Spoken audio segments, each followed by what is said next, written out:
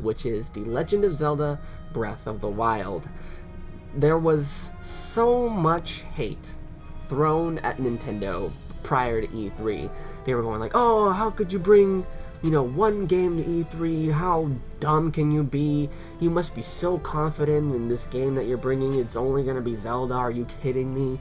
What can fans have to look forward to for the rest of the year? Blah, blah, blah. It was just so many things left and right being thrown at Nintendo, and I don't believe they really ever made an official statement on it. They just kind of, took it in stride. And once E3 came around, I was expecting, considering all this hate and all this negative stigma towards Nintendo, I will have a pretty good chance of playing Zelda. And the line won't be too long, so I'll just be able to pop in, pop out, and go on my merry way and try something else. I was wrong. The first day we got there, I was about half an hour late to the convention center. There was a problem with checking in at our hotel. It was a big headache, but we got there about half an hour late on the first day. And the first thing I wanted to try was The Legend of Zelda, because I love Zelda, I love Nintendo, it's the perfect thing for me to start off the convention with. And the line wrapped around Nintendo's entire booth, and some, on the first day. And I was like, wow, I wasn't expecting that. So we filled up the day with doing other stuff, but we came back the next day, and this is the day, because I saw how long the line was the day before, and this is the day where I said, okay, my mission today is to play The Legend of Zelda. Nothing else matters. I don't care how long I have to wait. Today is the day for Zelda. So we get there. This is before the convention officially opens. We're in line right in front of the doors, and the convention opened at 10, so we got there around like 8:30 to 9, so we're a pretty good amount of time early. So the convention opens at exactly 10 o'clock. People are rushing to play whatever they want to play, and the further and further we get into the convention, like the show floor, Nintendo's booth is towards the back, the more I see people just flocking towards Nintendo's booth. And I'm just thinking in my head, like, all these people thought Nintendo was just, like, they had no concept, like, they had no idea that, maybe Nintendo expected this or something, but people just didn't. I don't think anybody saw this coming. I didn't see this coming, but every single day, it was just the most, I'm not kidding you, every single day, The Legend of Zelda was the most popular game on the show floor, and it had the longest line, and it filled up the fastest, and, everything was just at the top. It took the show. It stole everyone's attention, it stole everyone's time. That was the show of the year for me. And it also, the day we got there, despite being an hour early, we walked straight to the line. No distractions or anything. When we got to our place in line, we waited for 5 hours straight to play this game. And it was worth it, because during our time in line, I got to make a few new friends with the people that were standing around us. I mean, how could you not? You're going to be there for 5 hours, 6 hours, however long it is. It's quite a long time, so you might as well make friends with people around you, make it more entertaining. We got to make friends. We got to meet Charles Martinet, the voice of Mario and Wario and Waluigi and various other characters. He's the voice of Nintendo, basically. We got to see Reggie Fils-Aimé for a brief moment. He talked to this guy in line, and the guy forgot his name. He was all embarrassed, and it was quite a funny thing to watch this kid just be totally starstruck by Reggie. I got to do a quick interview for a website called Business Insider. I think I've heard of them before, I don't know. But, and after all that stuff, we finally got to the front of the line 5 hours later. And we get there, and before you can go onto the Zelda booth, you get placed in this little theater. And this video is already up on my channel. It's already something you can go view on the E3 2016 playlist. It's in the description below if you're curious.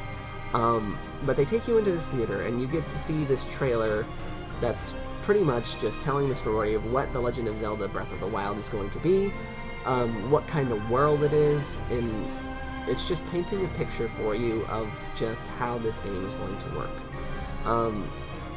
It's a very beautifully put together trailer, and after the trailer ended, there was just thunderous applause. People were so excited. Once again, that is in the description below if you are curious enough to see that.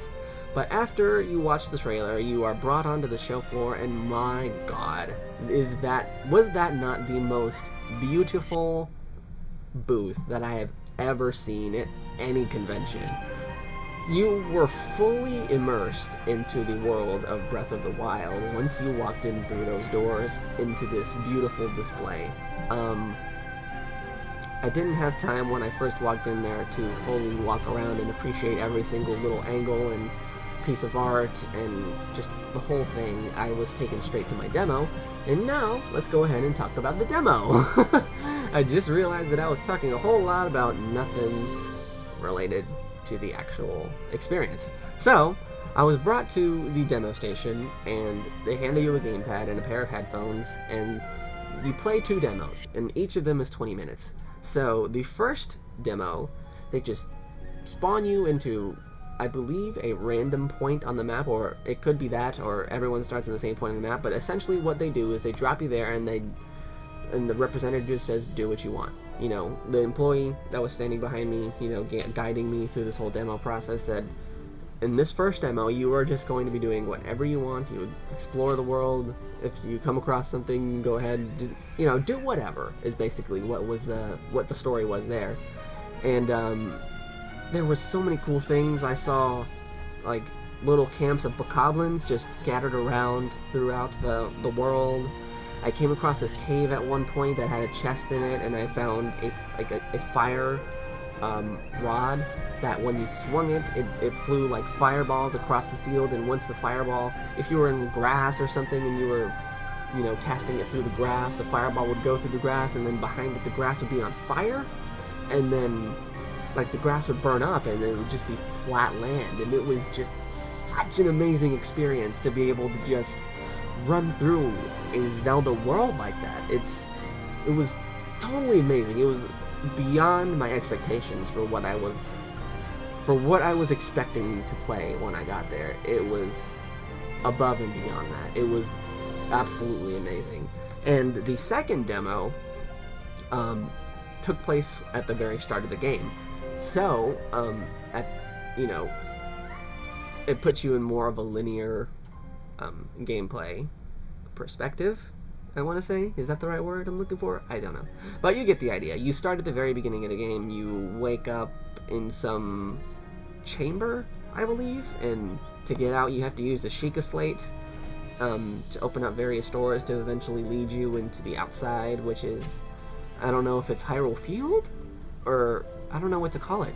I think it's just called Hyrule. So let's just go ahead and call it Hyrule. So you get out of this first dungeon, you go out into Hyrule, and you eventually, like, you know, meet this mysterious old man, and he tells you about the story of the world around you and how there was once some ancient civilization and stuff, and it was really, really cool. I don't want to really dive into exactly what was said and exactly what I saw, because it could be potential spoilers for some of you, but rest assured that this game, at the end of the day, is going to be something totally different for fans of Zelda. It's going to be something very, very special, because it dives so far away from the conventions of what it means to be a Zelda game. And I am so excited to be able to have that in my hands sometime next year. I don't care how long of a wait it's going to be. If you have to delay it again, go ahead. It's going to be remarkable. And I have very, very high hopes for that game. I don't know what else to say about it other than look forward to it. It was an amazing experience, and all the other stuff that happened around it and before that was just extra. Such beautiful, beautiful extra.